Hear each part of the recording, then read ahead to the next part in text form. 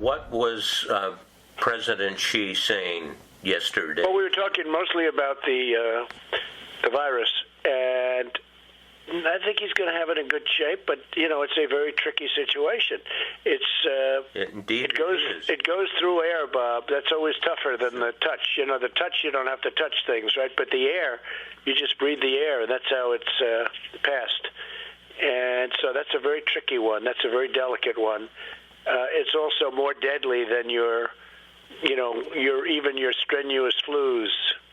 People don't realize we lose 25,000, 30,000 people a year here. Who would ever think that, right? I know. It's pretty amazing. And then I say, well, is that the same thing? This is more deadly. This is 5 per.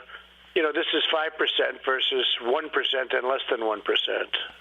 So this is deadly stuff. President Trump there talking to Bob Woodward about the pandemic back in early February, saying that he knew that the coronavirus was deadly but wanted to downplay it. Joe Biden and other Democrats jumping on that news. But the president hit back yesterday, calling Woodward's new book a political hit job. Vice President Mike Pence is today's headliner and joins us now. Mr. Vice President, good morning. Thank you for being here. Good morning, Sandra. Good to be with you. So the president, in his defense of these audio tapes, has basically said this was a strategy on his part to prevent panic, to bring calm to the American people. So if it was a strategy, is it one that you knew of, Mr. Vice President? Well, what I saw firsthand from that day in January in the Oval Office when President Trump took the unprecedented step of suspending all travel from China, declaring a public health emergency, is that this president put the health of America first from day one. But he also wanted to reassure the American people all along the way. There's that old saying from World War II in Great Britain that keep calm, carry on. And that was the presidential leadership that I saw. But when you look at the fact that Joe Biden, Democrats, and even the World Health Organization criticized the president's decision to suspend all travel from China. That took place a week before that audio clip that you just played.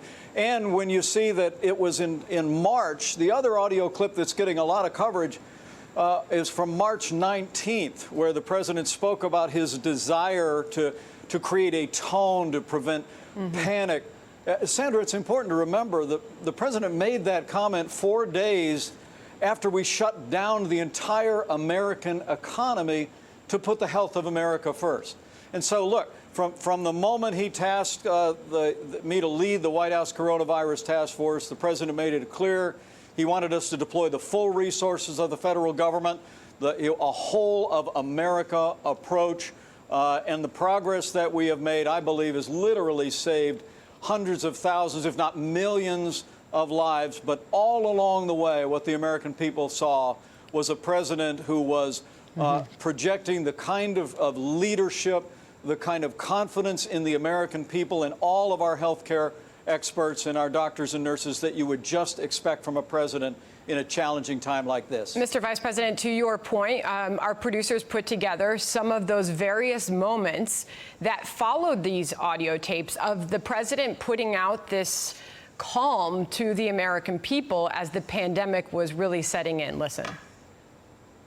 I think it's going to all work out fine. Rough stuff, I tell you, rough stuff, but I think it's going to work out. People have to remain calm. I want to keep the country calm. I don't want panic in the country. I could cause panic much better than even you. But, Mr. Vice President, you rewind to February 7th, and you hear him on that tape saying this is deadly stuff, more deadly than your strenuous flu. On tape, talking about just how contagious this virus it is. It can spread through air. And then in the weeks that followed, publicly at a New Hampshire rally, telling the American people it's going to be fine. February 26th, the White House Coronavirus Task Force meeting, saying that it's possible that the case number will go to 0, comparing it to the flu twice. He talked about calm, but he also told the American people it's going to go away. So the question is, with the president's strategy to, in your words and the president's, to bring this calm, did he harm the ability to stop the spread of this virus by not warning the American people what he knew were the dangers of it? Absolutely not, Sandra. I mean, look, again, I want to go back Joe Biden, the Democrats, and the World Health Organization criticized the president's decision to suspend all travel from China. In early February, we were hearing tell about this respiratory illness that was spreading across Wuhan. And so the president put the health of the American people first. In that first week of February, we started work on a vaccine. And in 6 short weeks, we already were in clinical trials for a coronavirus vaccine. And we believe that we're well on our way to having a coronavirus vaccine in record time before the end of this year. All along the way, assessing supplies, assessing logistics.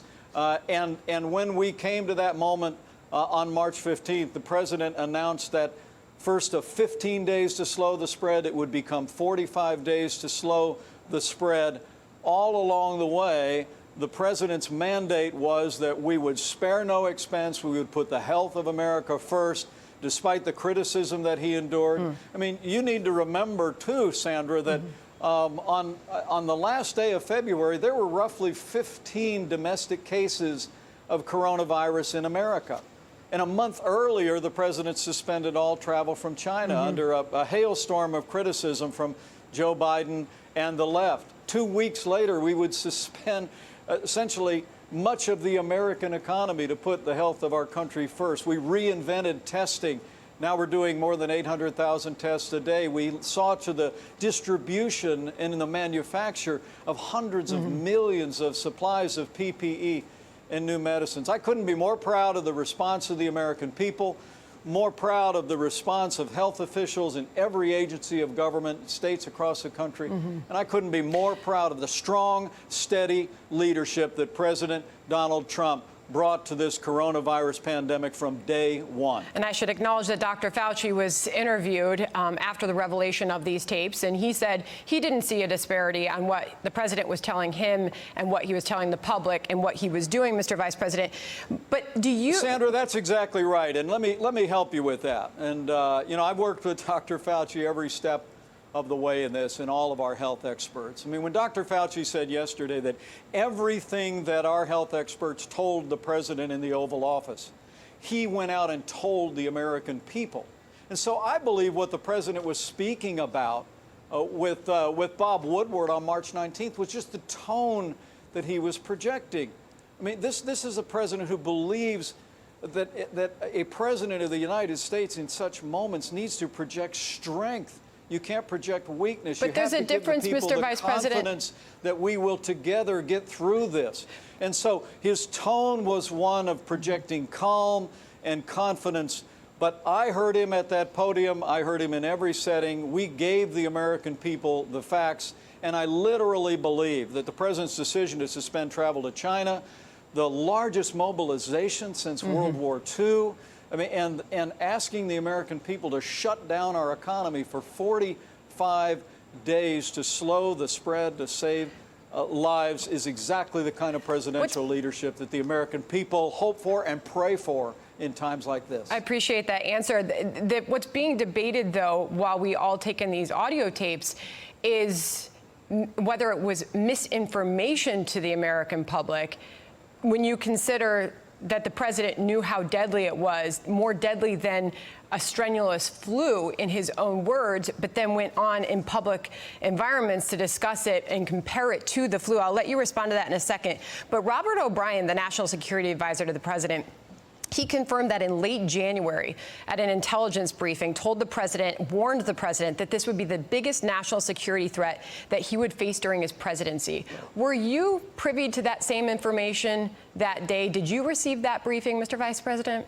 I was in the Oval Office the day that the team came in and briefed the president about what we perceived was happening in China. Remember, the World Health Organization failed us. China was not forthcoming with the United States about what was happening there. But the team came in and laid the facts as we knew them on the table to the president. And again, I have to tell you, to see the president sit behind the Resolute desk in the Oval Office and do what no American president had ever done, and that was suspend all travel from China, to me was a historic example of presidential leadership. And it saved hundreds of thousands, if not millions, of lives. But the truth is, we were learning all along the way. I mean, on this network, on other networks, you had health experts. Our own health experts were not yet convinced about the level of contagion or how serious it was. I think Dr. Fauci often speaks eloquently about the fog of war. And when I stepped into the White House Coronavirus Task Force leadership at the end of February, again, we only had 15 cases of coronavirus domestic in the United States. And the first case of community transmission also happened at the very end of February. So look, hindsight is 20/20, recriminations.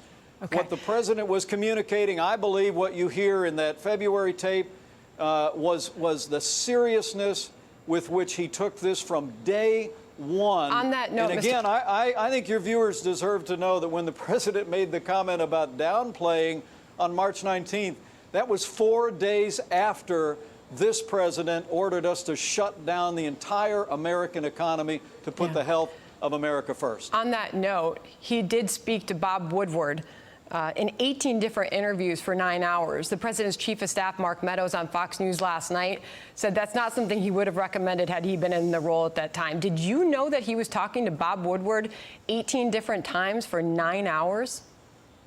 I ran into Bob Woodward, I think, once in the White House. I wasn't aware of a number of times the president spoke to him.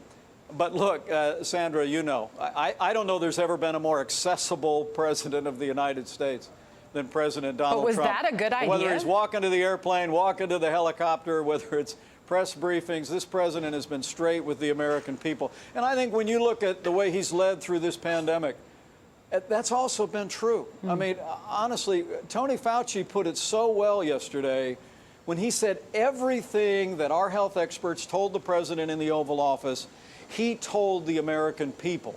Okay? And it's important that people understand that. That's what I saw as well. I actually didn't sense the president was downplaying anything. We were giving the American people the facts as we knew them, as we learned them, every step of the way.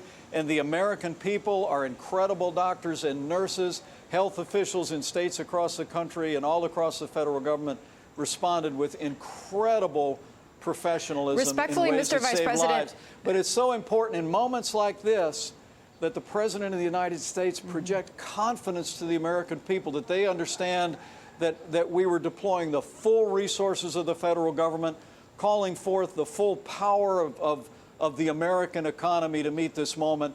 And I promise you, Sandra, we're going to continue to do that every step of the way until we have a coronavirus vaccine and we put this pandemic in the past once and for all. Okay, we have a lot more to get to. If I could ask you about the wildfires that are raging out on the West Coast, 3 states affected, seeing 7 deaths now, one involving a small child. What can you tell us is being done at the federal level now to step in and help as these fires are still raging? Well, we're working very closely with governors in states that are affected. I think when Governor Gavin Newsom submitted a disaster declaration, President Trump approved that in roughly 24 hours. We've issued 22 separate federal fire support grants, and we've already got resources by the millions of dollars that are flowing to impacted families. But look, my daughter and son-in-law live in California. Our hearts go out to all of those that are enduring or threatened by these fires, and I want to assure everyone that we're going to make sure that those courageous firefighters, that homeowners and businesses have the full support of the federal government as we make our way through these fires, but also as we make our way through what is just actually the beginning of the fire season out west. Amazing to see those orange skies when we were showing pictures of San Francisco, and such an enormous task for those on the ground that are fighting these flames.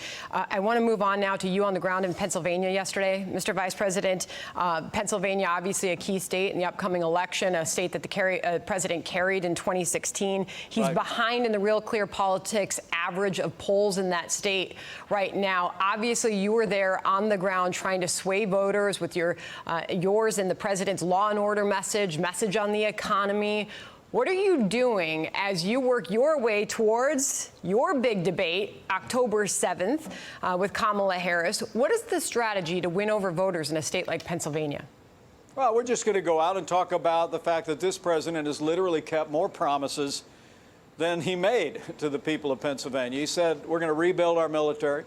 We're going to revive the economy with less taxes, less regulation, more free and fair trade, and more American energy, and that we were going to stand by our most cherished values, including the right to life. And yesterday in Pennsylvania, we celebrated this president's nomination of more than 200 strong conservatives to our federal courts, including 2 Supreme Court justices. President Trump's strong stand for the right to life, which resonates with people all across the heartland, including Pennsylvania. But the message that I drove home yesterday, literally standing at a drilling site in Pennsylvania, is President Donald Trump promised that we would unleash American energy. We've done just that. For the first time in 70 years, we're a net exporter of energy. But Joe Biden and Kamala Harris actually have talked about abolishing fossil fuels. And I know Joe Biden is now he went to Pittsburgh and said that he's not banning fracking, but that's at odds with everything that he has said for the last year. He told one supporter, I guarantee that we will abolish fossil fuels. He said in a debate that even if it costs hundreds of thousands of American jobs, that there would be no place for fracking or fossil fuels in his administration. And based on the enthusiasm I saw on that particularly hot day yesterday in Freedom, Pennsylvania, is that the people of Pennsylvania are getting the message. They know it, that they voted for a president who was committed to a strong military, to law and order at home, to a growing economy, to more American energy, to traditional values. And they know the choice in this election could not be more clear. And I think people of Pennsylvania are going to vote for 4 more years for President Donald Trump in the White House. Mr. Vice President, we're out of time. It was great to have you here in America's Newsroom. Really appreciate your time this morning. Thank you, Sandra. Thank you.